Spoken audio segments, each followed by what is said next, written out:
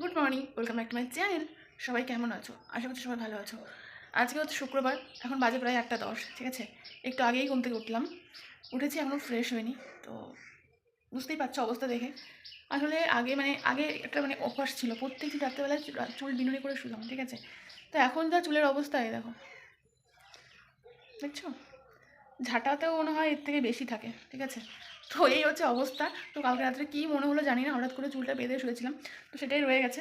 তো এই জন্য আর কি, যখনই আর কি যেদিন আর কি মাথাটা ঘষি না, সেদিন চুলগুলো একটু বেশি এলোমেলো হয়ে থাকে, ঠিক আছে। তো চেষ্টা করি সেই দিন রাত্রেবেলা একটু ভালো করে চুলটাকে বেঁধে রাখতে, আর কিছুই না। তো যাই হোক, চলো, ঘুম থেকে উঠে পড়েছি, এখন ফ্রেশ হবো, সমস্ত কাজবাজ সারবো, তারপর তোমার সঙ্গে আবার দেখা করবো, ঠিক আছে। আর কেমন আছে সবাই? ভালো আছে তো? আর গলাটা এখন বসে গেছে, কারণ অল্প শোনাবে, কারণ একটু আগে ঘুম থেকে উঠেছি, তো ঘুম থেকে উঠলেও জানো গলার ভয়েস একটু অন্যরকম থাকে, আর কিছু না। আর আজকে 5 দিন হয়ে গেল প্রায়, বাবা এখনও বাড়িতে আসেনি, ঠিক আছে। সো এটাই, বাড়ির কেউ যখন বাড়িতে না থাকে, বিশেষ করে প্রধান ব্যক্তি, তখন একটু কেমন যেনই লাগে, ঠিক আছে। তো যাই হোক,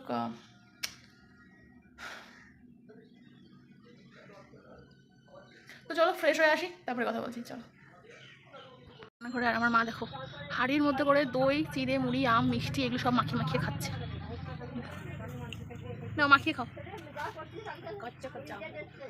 এই শক্ত শক্ত একটু আম থাকলেই খেতে ভালো লাগে, বুঝেছো। আর হাঁড়িটার সাইজ দেখবা, এই দেখো কত বড় একটা হাঁড়ি।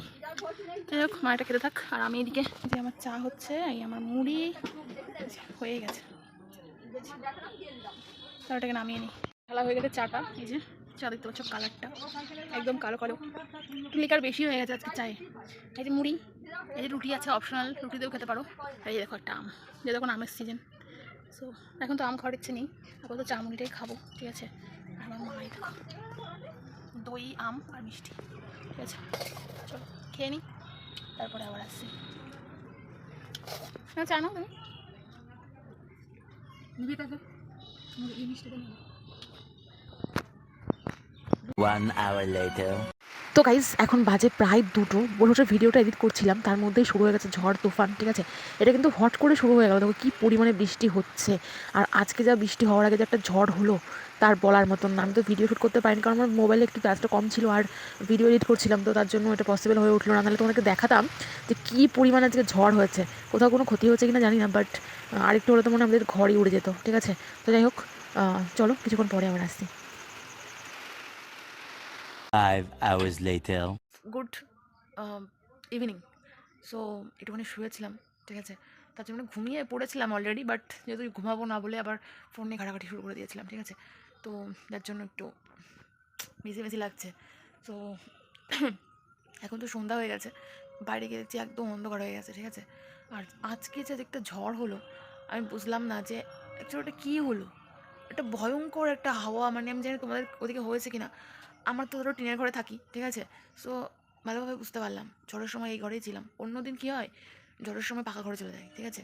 কিন্তু আজকে এই ঘরেই ছিলাম, আর এত একটা বিভৎস হাওয়া হয়েছে, ঝড় হয়েছে। জানি না কোথাও কোনো ক্ষতিরতি হয়েছে কিনা, বাট যা অবস্থা হয়েছিল, আমি তো বাড়ির থেকে বেরোবো ভেবেছিলাম, ঠিক আছে। শুধু রেডিটুকুনই হয়নি, বাদ বাকি সব কিছু রেডি হয়ে গেছিলো। মন স্থির করে নিয়েছে যে একটু পরেই বেরোবো, ঠিক আছে। তো তার মধ্যে এরকম ঝড় বৃষ্টি শুরু হয়ে গেছে। তো যাই হোক, এই দুটো দেখতে পাচ্ছ, এই দুটো বেসিক্যালি টিভি রিমোট, যেটা সবার বাড়িতেই কম বেশি থাকে, ঠিক আছে। তো এখন সন্ধ্যা দিইনি, সন্ধ্যাটা দিয়ে নিই, তারপরে আবার তোমাদের সাথে কথা বলছি, চলো। তো গাইজ এখন কিন্তু সন্ধ্যা হয়ে গেছে, প্রায় 6টা মতন বাজে, এখন কিন্তু সন্ধ্যা দিতে হবে। আর যেহেতু ঝড় বৃষ্টি হয়েছে, সেই জন্য ঘরটা একটুখানি নোংরাও হয়ে গেছিলো, তো সেই জন্য একটু ঘরটা ভালো করে পরিষ্কার করে নিলাম। পরিষ্কার করে নিয়ে তারপরে তখন সন্ধ্যা দেখাচ্ছি। আর মা এখনও বাড়িতে আসেনি। তো যাই হোক, মোটামুটি হয়ে গেছে, প্রদীপ ধরিয়েছি, প্লাস ধূপকাঠি জ্বালিয়েছি, ঠিক আছে। দেখতেই পাচ্ছ মোটামুটি এই যে। তো সন্ধ্যাটা দিয়ে তারপর তোমাদের সঙ্গে আবার কথা বলবো। আর সত্যি কথা বলতে, আজকে স্নান করেছি, একটু তাড়াতাড়ি স্নান করে নিয়েছিলাম। আমি তো জানতাম না যে এরকম ঝড় বৃষ্টি হবে। তো তারপরেও মাথার মধ্যে ভেজে রয়েছে একদম, ঠিক আছে। তো যেটা আমি এখন আর বলে লাভ নেই, কারণ রাত হয়ে গেছে, এখন আর কি করতে হবে, একটু ফ্যানের সামনে চুলটা শুকিয়ে নিতে হবে আর কি। আর কিছু করার নেই। তো চলো, সন্ধ্যা দেওয়া হয়ে গেছে, এবার যাই একটুখানি, আর একটু চাটা খেতে হবে, কারণ সন্ধ্যা তো হয়েছে। চলো। 5 minutes later. বাইরে চলে এসেছি রান্নাঘরে, ঠিক আছে। সো একটুখানি দুধ জ্বালিয়ে নিচ্ছি, সন্ধ্যা হলেই জন্য কিছু খেতে ইচ্ছা করে। সো একটুখানি চা বানাবো। আমি দুধ দিয়ে কখনো চা খাই না, বাট আজকে একটু আগেই দিয়ে গেছে, এই যে এখন এই ক্যানের মধ্যেও রয়েছে, দেখো কত দুধ। তো সেখান থেকে একটুখানি নিয়ে চা বানাচ্ছি আর কি, ঠিক আছে। আগের দিন কী করেছিলাম জানো, হাঁড়ির মধ্যে জল দুধ কিছু না দিয়েই হাঁড়িটা বসিয়ে গ্যাসটা জ্বালিয়ে দিয়েছিলাম, ব্যাস হাঁড়িটা গেল পুড়ে। ये क्या है?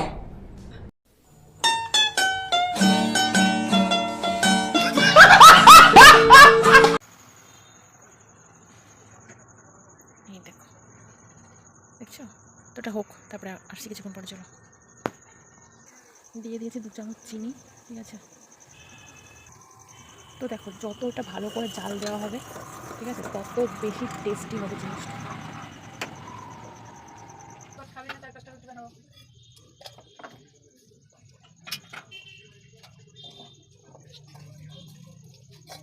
এটা খাওয়া কমপ্লিট। ভাবলাম রাতের খাবারটা এখন রেডি করে রাখি, ঠিক আছে, কারণ যেহেতু বাবা বাড়িতে নেই। আর এখন দুপুরে কিছু ভাত ছিল, আর মা আর ভাইয়ের হচ্ছে গিয়ে আজকে রাত্রেবেলায় বাসার বাড়িতে নেমন্তন্ন রয়েছে। যেই বাড়িতে স্বাদ খেয়েছিলাম আগের দিন, স্বাদের নেমন্তন্ন ছিল, ওই বাড়িতে আজকে মা আর ভাইয়ের নেমন্তন্ন আছে। সো এখন আর রাত্রে রান্না করার কোনো প্রয়োজন নেই, কারণ দুপুরে মানে খাওয়া হয়নি আজকে, ঠিক আছে। সো দুপুরের ভাত রয়েছে, তো সেটা দিয়ে একটুখানি ক্রিয়েটিভিটি করবো, ঠিক আছে। পটলের তরকারি আছে কিন্তু এখন খেতে ইচ্ছা করছে না, তাই বেশ খানিকটা পেঁয়াজ আর লঙ্কা কুচিয়েছি, আর এই যে ভাত, ঠিক আছে। তারপরে তোমরা জানোই যে কী করবো, ঠিক আছে, চলো দেখি। এদিকে কড়াইটা ধুয়ে ভালো করে গরম করতে বসিয়ে দিয়েছি, এটা মোটামুটি হিট হয়ে গেছে। এবং একটু তেল দিয়ে দিই, দাঁড়াও। তো গাইস, এর মধ্যে তেল দিয়ে দিয়েছি, দেখতে পাচ্ছ বেশ খানিকটা, মনে হচ্ছে এত বড় কড়াই এইটুকু তেল, বাট না, অনেকটাই তেল দিয়েছি, ঠিক আছে। সো এটা একটু গরম হোক। তো গাইস, এর মধ্যে পেঁয়াজ আর লঙ্কাটা দিয়ে দিয়েছি, ঠিক আছে। বেশ খানিকটা পেঁয়াজ আছে, কারণ পেঁয়াজ খেতে আমি একটু ভালো, ঠিক আছে। এই দেখো, এটা ভালো করে একটু ফ্রাই করে নিচ্ছি। এবার এর মধ্যে একটু মশলা তোমরা অ্যাড করতে পারো তোমাদের হিসাব মতো। আমি এখানে শুধু একটু লবণ নিয়ে অ্যাড করবো, লবণ আর হলুদ, ব্যাস। এতক্ষণ নিশ্চয়ই বুঝতে পেরেছো যে কী করছি আমি, যাই হোক। তো গাইস, পেঁয়াজগুলো বেশ হালকা হালকা ব্রাউন হয়ে গেছে। যবে থেকে তুমি এরকম করে খুন্তিটা এরকম প্রসেসিংভাবে নাড়াতে শিখবে না, সে কিন্তু তুমি বুঝে যাবে তুমি রান্না করতে শিখে গেছো, ঠিক আছে। একটু ম্যাগি মশলা থাকলে ভালো হতো, বাট আমার কাছে নেই, তোমরা চাইলে অ্যাড করতে পারো। তো যাই হোক, এটা ডান হয়ে গেছে। এর মধ্যে আবার ভাতটা দিয়ে দেবো, ঠিক আছে, চলো। তো গাইস, ফাইনালি এর মধ্যে ভাতটা দিয়ে দিয়েছি, আর দেখতে পাচ্ছ মোটামুটি এরকম হয়েছে, ঠিক আছে। তোমরা চাইলে এর মধ্যে আরও অনেক কিছু সবজিপাতি অ্যাড করতে পারো, বাট আমি কিছু করিনি, ওটাকে সিম্পলি রেখেছি, ঠিক আছে। তো ওটাই, তো ওটা অলমোস্ট কমপ্লিট। একটু পরে এটাকে নামিয়ে নেবো। আর এদিকে দুধটাও জাল হয়ে গেছে, দেখো, দেখছো কি সুন্দর সর পড়েছে, দেখো। ক্যামেরাটা ঘোলা হয়ে গেল। তো যাই হোক, এটা হয়ে গেছে, এবার এটাকে নামাতে হবে। এবার ভাত ভাজা রেডি, ঠিক আছে, চলো এটাকে প্লেটিং করে তারপর আবার আসছি। আচ্ছা, এটাই আজকে রাত্রের ডিনার, ঠিক আছে। এটাই আজকে রাত্রের ডিনার কমপ্লিট করতে হবে। তো মোটামুটি ভাত ভাজা কিন্তু রেডি, ঠিক আছে। মাঝে মধ্যে এরকম চলে গাইস, মাঝে মধ্যে যখন এরকম খাবার থেকে যায়, খাবার নষ্ট করতে ভালো লাগে না, তখনই আর কি এরকম একটা ক্রিয়েটিভিটি তৈরি করতে হয়, যাতে খাবারটাও মানে নষ্ট না হয়। আর কি বলবো, খেতেও ইচ্ছা করে, ঠিক আছে। কারণ মানে কি বলবো, যে ওরকম নর্মাল ভাত থাকলে খেতে ইচ্ছা করে না, কিন্তু একটু যদি এরকম কিছু হয় তখন আমার ভালো লাগে। তো যাই হোক, এর সঙ্গে একটু স্যালাড ট্যালাড হলে, চানাচুর হলে আরও বেশি ভালো লাগতো। তো যাই হোক, চলো আজকের ভিডিওটা এখানেই শেষ করছি। দেখা হবে নেক্সট অন্য কোনো ব্লগে বা ভিডিওতে। তখন সবাই ভালো থেকো, সাবধানে থেকো। আর ভিডিওটা ভালো লাগলে অবশ্যই লাইক করে দিও। চলো দেখা হচ্ছে নেক্সট ভিডিওতে, চলো টাটা।